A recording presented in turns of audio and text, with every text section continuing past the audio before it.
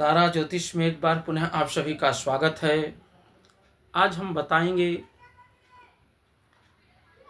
कि जो प्रयागराज में 144 साल बाद कुंभ मेला, जिसको हम संस्कृत भाषा में कहें या हिंदी भाषा में कहें कि अमृत स्नान, तो चौथा अमृत स्नान बसंत पंचमी 3 फरवरी 2025 को होगा, जिसमें पाप तो धुलते ही है। कहा है कि गंगा दर्शनात् मुक्ति, तो गंगा का दर्शन करने से मुक्ति मिलती है, पर उसके स्नान करने का जो वैज्ञानिक तरीका है उससे पॉजिटिव एनर्जी प्राप्त होती है।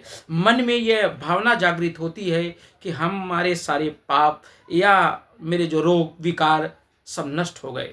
तो जो 144 साल बाद यह जो है 2025 में महाकुंभ मेला, इसमें स्नान करने से इंसान के आयु में वृद्धि हो जाती है, बीमारी ठीक हो जाती है, रोग ठीक हो जाता है, तमाम तरीके की चीज़ें से छुटकारा मिलता है। रोग व्याध बीमारी भूत प्रेत इत्यादि जो भी निगेटिव चीज़ें हैं वो ठीक हो जाती है। जो काफ़ी समय से अपने आय में, व्यय में, धंधा में, बिजनेस में, व्यापार में परेशानी चल रही है, तंगी चल रही है, उससे काफ़ी राहत मिलती है।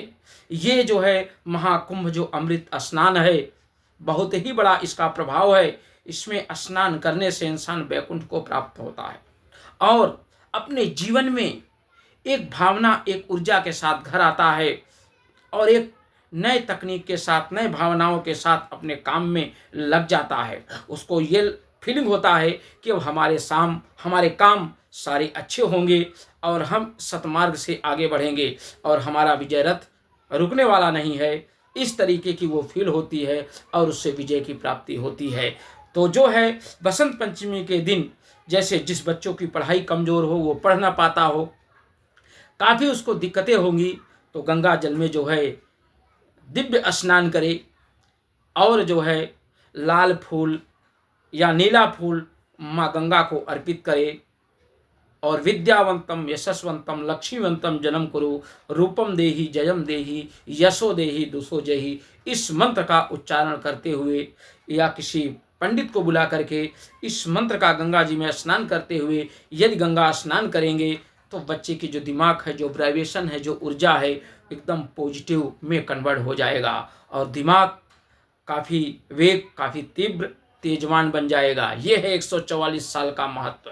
चूँकि वहाँ पर अमृत कलश रखा गया है, लोग इसको समझते नहीं। सनातन धर्म को लोग निगेटिव ढंग से लोग फॉलो किए हैं। जब एक ऊर्जा, चूँकि हमारी गंगा माँ है, हम हमारे सनातन धर्म में गंगा को माँ मानते हैं और माँ के हिसाब से माँ गंगा को देखते हैं। तो जब हम अपनी माँ के गोद में निज निवास में वहाँ वास करेंगे और वहाँ पर माँ के पावन जल में, सुंदर जल में स्नान करेंगे, जो एक तीव्र जल, जो हिमालय से बहती हुई, जड़ी बूटियों से बहती हुई, जहाँ कीड़े मकोड़े इत्यादि नहीं होते, उस जल में हमारा जो है दिव्य स्नान होगा, तो हमारे अंदर कितनी ऊर्जा, कितना प्रकाश, जैसे सूर्य निकलता है तो अपना प्रकाश फैलाता है और चारों संसार में, चारों दिशाओं में एक उजाला हो जाता है। तो चारों दिशाओं को, जब गंगा मैया में जाइए तो चारों दिशाओं को प्रणाम करो, पृथ्वी माता को प्रणाम करो, अपने माता पिता को प्रणाम करो, सबका ध्यान करते हुए यदि आपकी विशेष कोई मनोकामना है तो आप 11 डुबकी लगाएं। वैसे तो 3 डुबकी लगाने का वो है ब्रह्मा विष्णु महेश। अपने माता पिता के लिए 4थी डुबकी, पितरों के लिए जो है 5वीं डुबकी लगाई जाती है। और आगे डुबकी, यदि आपकी विशेष कोई, जैसे चुनाव में विजय पाना चाहते हैं, बिजनेस व्यापार न चलती हो, कोई कंपनी देश विदेश का वीजा न मिल पाता हो, तब आप 11 डुबकी लगा सकते हैं, 15 डुबकी भी लगा सकते हैं, 21 डुबकी भी लगा सकते हैं लगातार। इतनी डुबकी लगाने से आपकी मनोकामना पूर्ण होगी और माता जी से जो भी आप मनोकामना लेके जाएंगे उसे हमारी माँ गंगा अवश्य पूर्ण करेंगी। ऐसा पहले से, आज से नहीं, सतयुग द्वापर त्रेता से चला आ रहा है। यहाँ पर जब इससे पहले 144 साल पहले, जब 144 साल का योग आया था, उस समय भी विश्व का सबसे बड़ा मेला था। उस समय 40 लाख लोग स्नान कर रहे थे।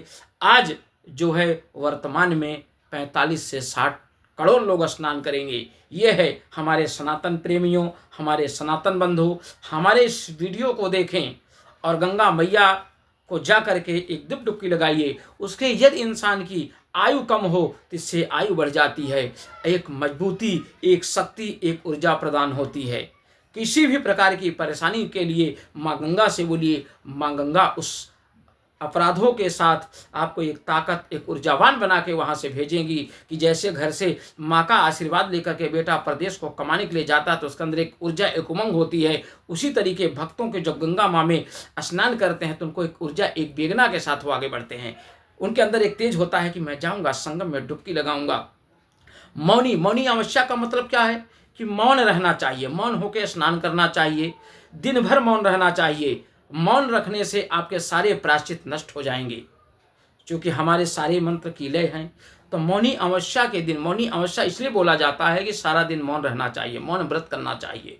इसका बहुत ही बड़ा फल की प्राप्ति होती है, आपके शरीर में एक ऊर्जा मिलेगी, काफ़ी पॉजिटिव आप फील करेंगे और सारी चीज़ें सब अच्छी हो जाएंगी। आप लोग हमारे इस वीडियो को देखें और ज़्यादा से ज़्यादा शेयर करें।